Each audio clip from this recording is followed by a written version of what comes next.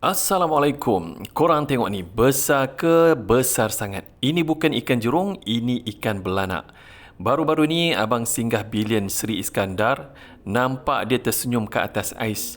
Terus teringat zaman kanak-kanak di kampung Lawin Perak dahulu. Dulu, ikan belanak ni kastanya bawah sikit. Kalau mak masak tu, kita tahulah bajet tengah tight. Tapi hari ni, seekor ni saja dekat RM11.50.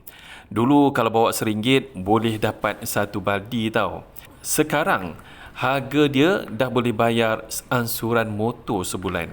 Okey, macam biasa kita bersihkan dan rendam dalam air asam jawa, kemudian kita potong-potong ikut saiz yang kita suka. Dulu masa di kampung, ikan ni lah yang buat kita membesar bagai juara. Goreng garing-garing, makan dengan nasi panas. Memang tak pandang kiri dan kanan. Walaupun tulang dia boleh tahan banyak macam puzzle, tapi sebab sedap, kita telan saja. Okey, mula-mula kita panaskan kuali dan kemudian kita masukkan minyak. Kita goreng sampai dia betul-betul crusty atau garing.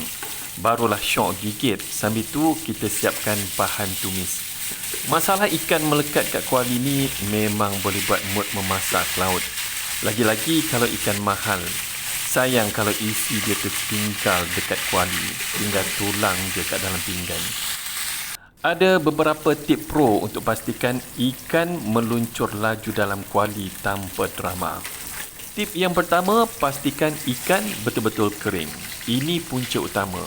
Air pada kulit ikan akan bertindak balas dengan minyak panas dan menyebabkan ia melekat serta meletup-letup.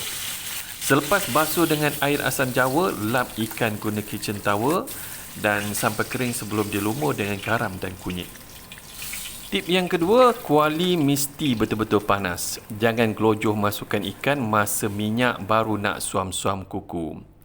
Okey, sekarang kita blend bahan-bahan yang telah dimayang. Antaranya adalah sebiji bawang besar, 3 biji bawang putih, 1 inci halia, segenggam cili padi, 2 biji cili hidup merah.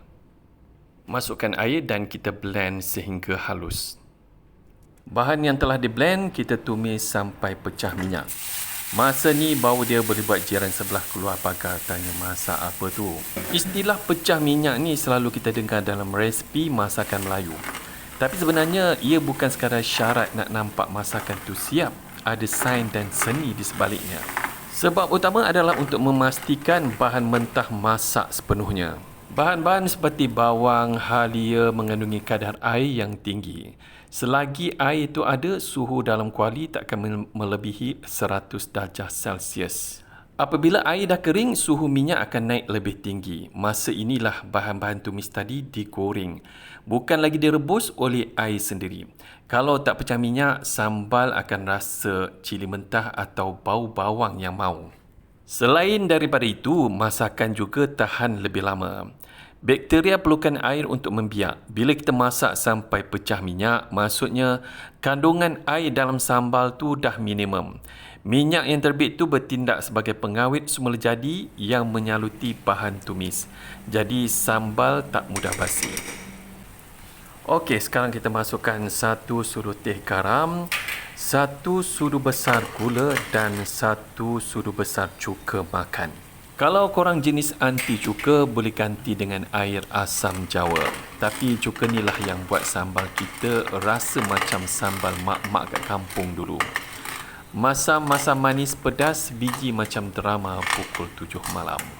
Last sekali, masukkan balik ikan sado kita tadi. Gaul manja-manja biar dia bersalut mesra dengan sambal. Sebelum angkat, tabur hirisan cili merah, bawang besar untuk bagi dia nampak handsome sikit sebelum masuk ke dalam perut.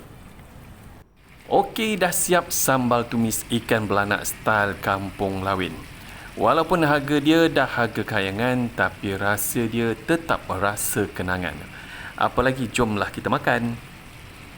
Terima kasih kerana menonton. Jika anda suka, sudi-sudilah untuk tekan butang like dan subscribe. Assalamualaikum.